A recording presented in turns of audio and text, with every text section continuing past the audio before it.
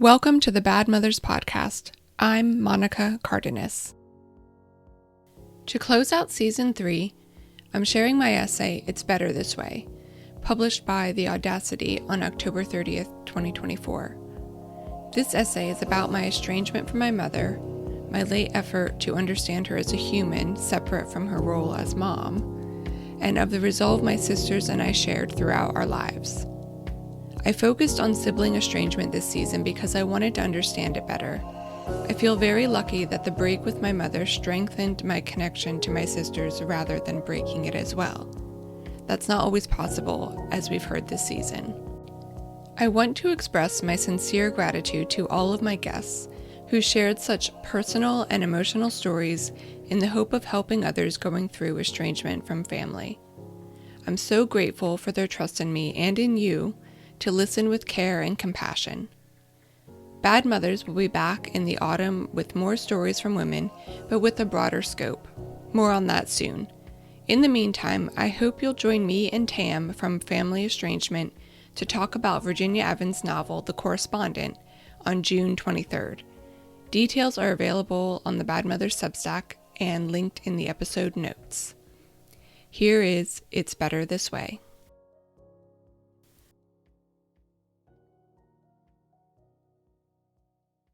Jess was 3, standing alone over the toilet, her too big nightgown puddling at her feet. I can see her small hands pressed to her mouth, her face pink and wet with tears. She always vomited when she cried too hard, and she was hysterical because my father had just dropped us off at home with our mom. My parents had recently divorced, and Jess still didn't understand why Dad no longer lived with us. My other sisters and I whispered to her from the doorway to calm down. We were all too afraid to hold her, because offering any consolation would be equivalent to missing our father, to choosing his side. This is one of my most shameful memories, my biggest regret. I was 11. I was the oldest, and I let Jess cry alone because I was afraid of upsetting my mother. It took me another decade to learn that, many times, the things we dread the most are not as bad as we imagine. Mom called me out of the blue in 2013. It had been about 3 years since we'd spoken, and 8 since we had any meaningful relationship. During that conversation, she told me about the 2 greatest regrets of her life, neither of which were her abandonment of me and my sisters. The 1996 Summer Olympics and the Magnificent Seven transfixed us. My sisters and I spent all day on the lawn in front of our apartment building in our bathing suits, judging each other's balance beam and floor routine performances. We had a small stereo and little awareness of passing traffic. In the evenings, we cheered on Carrie Strug and Dominique Dawes. I view that summer on a wooden lawn edging turned balance beam as a metaphor for the balance we found in our relationship with Mom. We'd moved further away from Dad and things felt calmer for a while. We only saw him once a month for the weekend. Often I skipped those monthly visits to earn some goodwill at home. My sisters and I had learned to steel ourselves when we said goodbye to Dad, to never appear too excited about his visits. When we did mess up, by oversleeping on Mother's Day or getting a bad report card or not putting away our clothes properly, we knew how to redeem ourselves. We'd suffer Mom's silent treatment for a few hours, then make a grand gesture. We would clean the baseboards, make her morning coffee, slide an apology note under her bedroom door, anything to be seen, treasured by her again. But then Mom met Rose, a portly woman with tightly curled hair and leathery skin. Rose was a distraction from the scorekeeping, and the 2 of them spent their time having coffee, talking about work, and complaining about children. They also went to early morning garage sales across the region. This provided another way of climbing out of the silent treatment pits. We staffed her garage sales. Our garage was one of 8 in a row behind the apartment building. At 6 a.m. on Saturday mornings, we set up our childhood books and games, along with goods Mom and Rose found at other people's garage sales. It became a money-making scheme. one that was never effective. When I feel anxious, I often talk myself through the worst case scenario. What is the worst that can happen if... I feel safe when I have mentally faced all that could go wrong. Just like a good thing rarely lives up to expectations, worry about a bad thing usually overshadows the thing itself. The worst case scenario of my mother's anger was her abandonment of us. As we got older, hours of silent treatment expanded to days, and the balance slipped away. Our grand gestures had to get even bigger, with elaborate apologies and promises. The worst was when she wasn't mad at all of us at the same time. If Gina had a bad report card, she'd be confined to her bedroom while the remaining 3 of us joined Mom at the dinner table as if nothing was amiss. When we discreetly delivered Gina some food later, Mom knew she wasn't starving us. But since Gina didn't exist to her, Mom couldn't acknowledge the meal. If she was angry at me, she might drift past me in our tiny living room, pretending not to see me, or bring home new clothes for all my sisters and nothing for me. Her tactics were brilliantly exclusionary.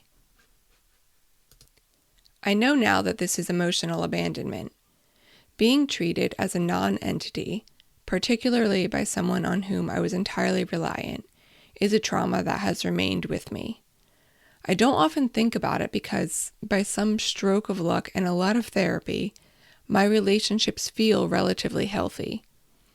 But occasionally a net of paranoia drops over. If a friend cancels something last minute or doesn't answer a text, and I must carefully extricate myself. Sometimes, instead of ignoring us at home, my mother would leave. Where would she go for days at a time? We always had some idea how to reach her in an emergency, so perhaps it wasn't total abandonment. We could look after ourselves. School and the grocery store were within walking distance, and of course our neighbors were just on the other side of a wall. But we did know, without being told, never to reveal that she was gone. If relatives stopped by, she was simply out. And when Dad called, he never asked if our mother had left us, so we never said.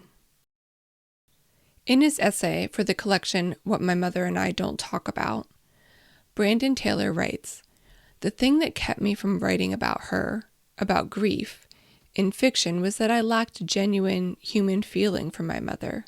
Or no, that's not true exactly. What I lacked was empathy for her. I was so interested in my own feelings about her that I couldn't leave room for her feelings or what she wanted out of life."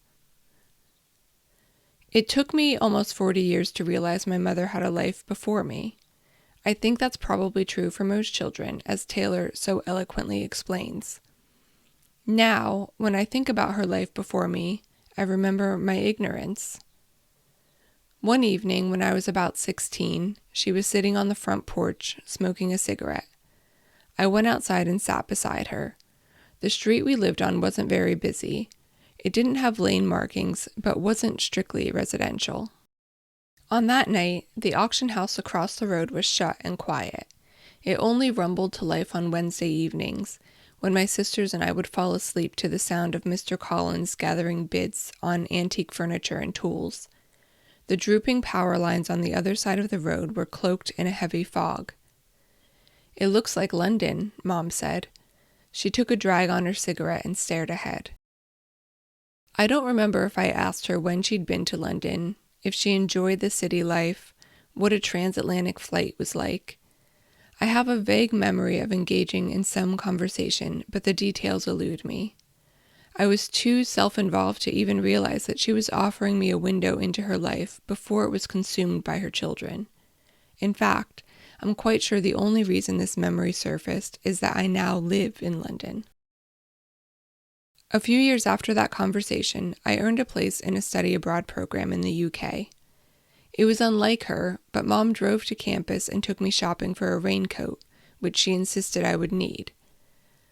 I did not ask for details on how or why she knew this.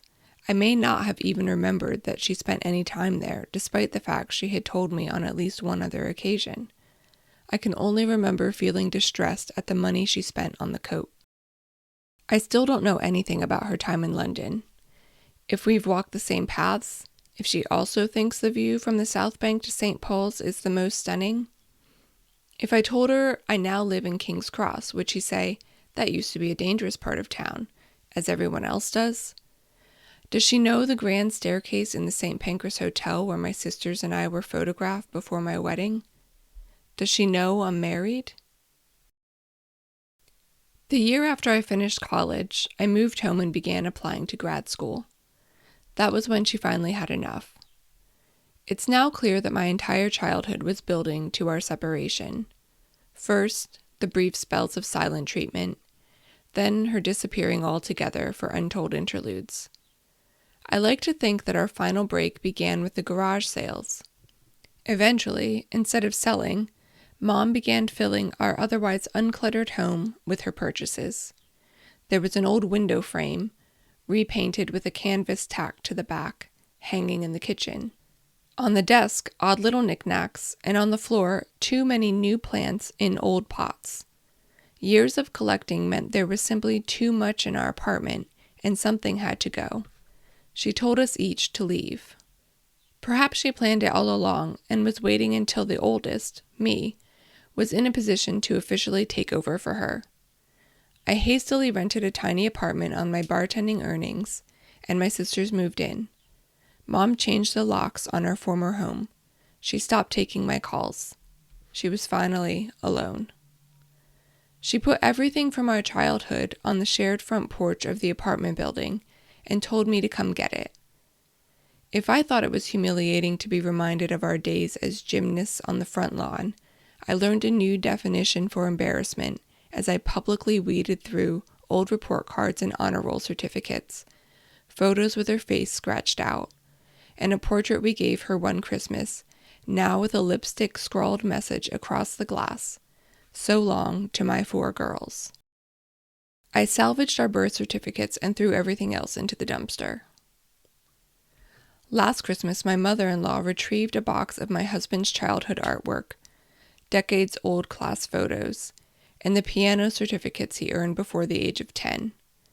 Occasionally, I get such glimpses of other kinds of childhood that make me feel more confused than envious. Would I exchange my mother for one who saved locks of my hair in pictures I drew in kindergarten? No matter how neglectful a mother is, how many daughters would exchange her for another? We're comforted by the familiar. After that phone call in 2013, my communication with my mother shifted to the occasional text message, then silence again. My mother could check all the mom boxes. She bathed and fed us, she helped with homework, she threw us birthday parties and knew all our favorite things. Her reasons for having kids were all well-intentioned, I'm sure. The regrets she shared with me were about matters she thought she handled wrong as a mother. But they were the usual failings all mothers worry about, not the traumatic, neglectful things she did to hurt us. For a change, I listened to her, and I thought about that phone call for years afterwards. She either chose not to acknowledge the pain she caused, or she lacks the self-awareness to see it. Now I'm 42. I've lived as long without my mother as with her. My sisters and I no longer worry about upsetting her, about choosing sides in mysterious disputes, about proving our love and commitment to her. I imagine she's much happier without us. She can come and go as she pleases.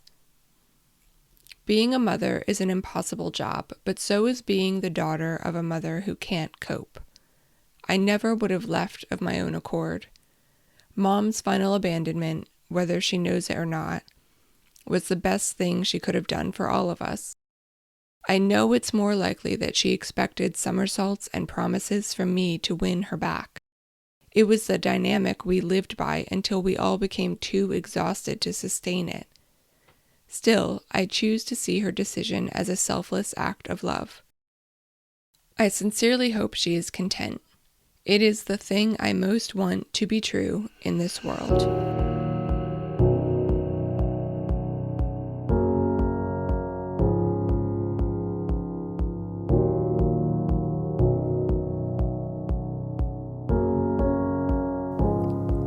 Bad Mothers is written, produced, and edited by me, Monica Cardenas. I'd love it if you'd rate and review the show and get in touch with any feedback. You can find me on my Substack, and guess what? It's called Bad Mothers too.